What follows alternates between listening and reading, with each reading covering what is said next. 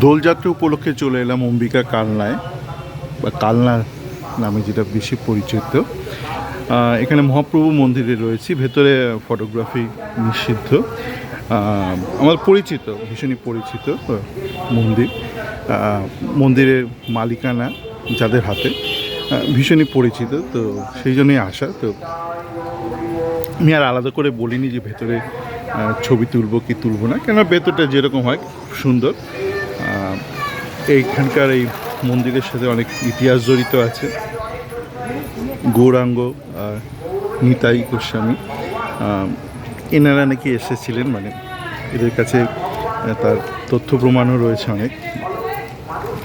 আর সবচেয়ে বড় ব্যাপার হচ্ছে, এখানে যখন ঢুকছিলাম তো বলা হচ্ছিল যে কালনাতে নাকি এই মহাপ্রভু বাড়ি বা মহাপ্রভু মন্দিরে দোল খেলার পর তারপর নাকি বাকিরা সবাই দোল খেলে, মানে এটা বলা হচ্ছিল আমাকে।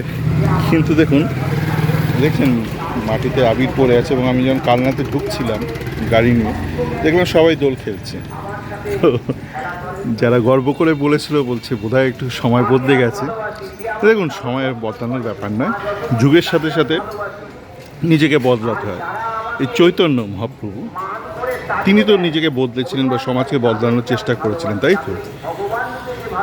যখন তিনি ভক্তি মুভমেন্টের সাথে জড়িয়ে পড়লেন চৈতন্য মহাপ্রভু, তখন তিনি হিন্দু মুসলমান সবাইকে নিয়ে একটা নতুন সমাজ গড়ার একটা চেষ্টা করলেন। এবং সঙ্গীতের বিষয়ে যে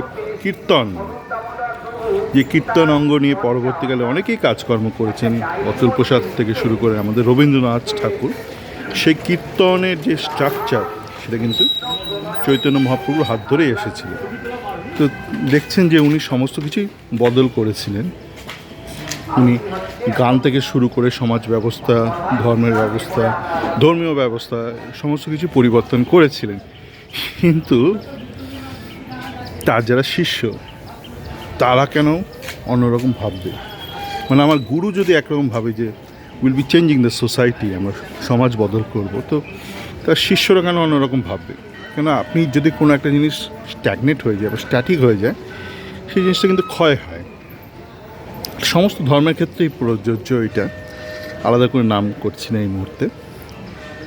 তো এই যে রং খেলছে, কেন খেলবে না? আমি তো বহু বছর বাদে এই বছর কলকাতায় বা ভারতবর্ষে রয়েছি দোলের সময়, তো দেখলাম পাড়ায় পাড়ায় সে আগেরকার মতন যে রং খেলা, পিচকেরি, বেলুন খেলা অনেকটা কমে গেছে। এখন অনেকটা সেই দোলে দোলে দুলনা, মানে একটুখানি রাবীন্দ্রিক দোল হয়ে গেছে, বসন্ত উৎসব বেশি হয়ে গেছে।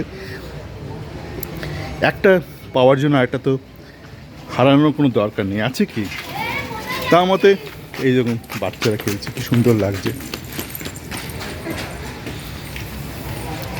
তো দুটোই থাকুক না, বসন্ত উৎসব থাকুক, আর যে আমাদের এই বেলুন পিচকিরি সব থাকুক, সমস্ত কিছু উপভোগ করুন। আর এইটা যেটা এখন দরকার, সরকারকে কিন্তু সাপোর্ট করতে হবে। নতুন ফরম্যাট, পুরনো ফরম্যাট দুটোকেই। কিছু হারিয়ে তো লাভ নেই না, কিছু পাওয়ার জন্য কিছু হারাবেন কেন? সবসময় দরকার নেই, আমরা বলি না কিছু পেতে কিছু হারাতে হয়, কেন না? সবসময় দরকার নেই, মাঝে মধ্যে আপনি কিছু না হারিয়েও অনেক কিছুই পেতে পারেন।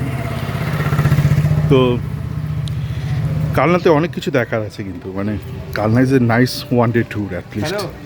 খুব কলকাতার কাছে, দমদম এয়ারপোর্ট থেকে আপনি আরামসে 2 ঘন্টার আগেই পৌঁছে যাবেন কালনায়।